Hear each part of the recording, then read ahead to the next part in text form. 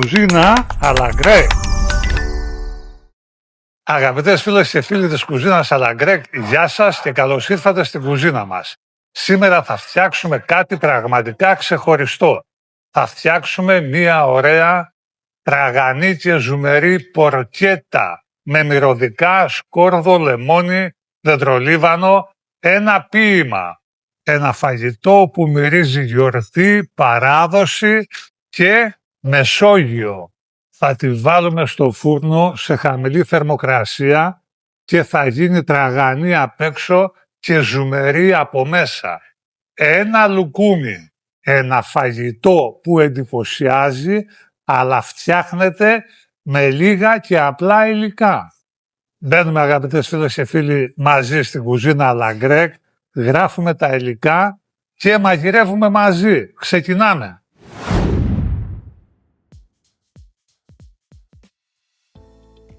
Χαράζουμε το δέρμα από το γουρουνάκι, όχι πολύ βαθιά, επιφανειακά θα έλεγα, για να μπορέσει να ψηθεί και να καραμελώσει καλύτερα. Και ετοιμάζουμε εδώ το μείγμα τώρα από τα μυρωδικά μας. Στιμάρι, δεντρολίβανο, σκόρδο, ξύσμα από λεμόνι.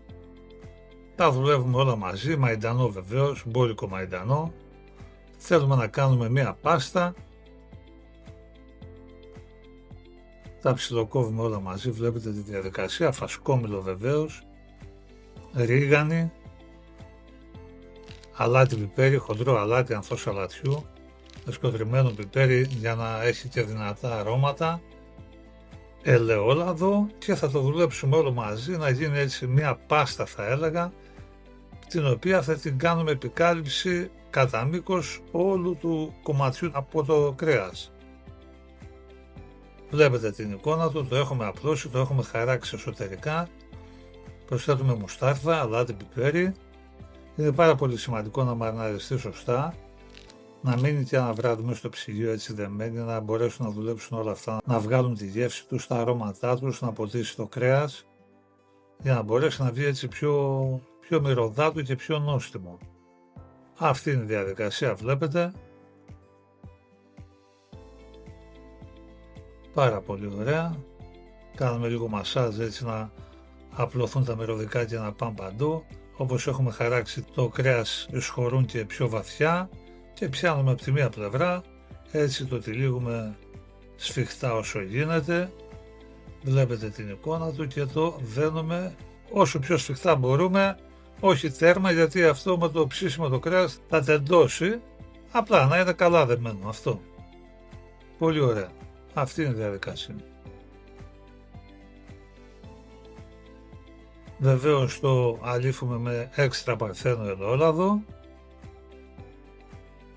Το βάζουμε πάνω σε μια σχάρα, σε ένα ταψί, χοντρό αλάτι, έτσι αρκετό, είναι μεγάλο το κομμάτι, μην το φοβάστε, δεν το πιάνει και είμαστε έτοιμοι να φορνίσουμε. Είπαμε ότι αυτό καλό είναι να το ετοιμάσουμε από την προηγούμενη το απόγευμα για να μπορέσει να μαριναριστεί ωραία το κρέας. Και ψήνουμε, για αυτό το κομμάτι που είναι 6-7 κιλά θα χρειαστούμε τουλάχιστον 4 ώρες, στους 145-150 βαθμούς. Πάρα πολύ ωραία, ο χρόνος πέρασε, όπως περνάνε όλα και βγάζουμε την πορκέτα από το φούρνο. Βλέπετε την εικόνα της, έχει ψηθεί πάρα πολύ ωραία, είναι τραγανή απ' έξω και ζουμερή από μέσα. Τη βάζουμε πάνω σε ένα ξύλο κοπής, κόβουμε ένα κομμάτι για να δούμε την κατάστασή της και να δοκιμάσουμε βεβαίως.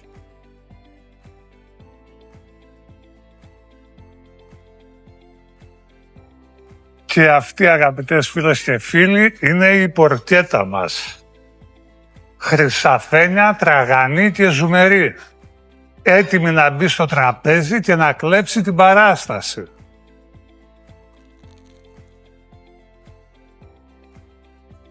Και εδώ, αγαπητές φίλες και φίλοι, βλέπετε απ' έξω τραγανή και από μέσα μελωμένη, να λιώνει. Ένα λουκούμι.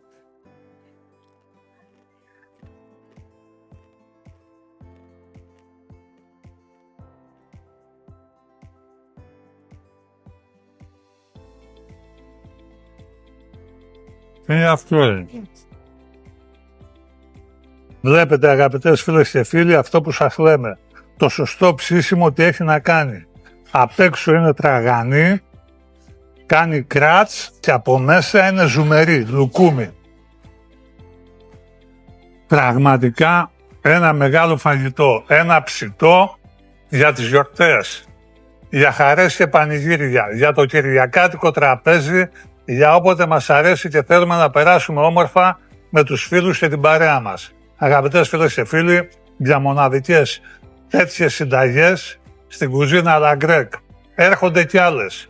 Μεγάλα μαγειρέματα, μεγάλες απολαύσεις, γεια και χαρά σε όλους.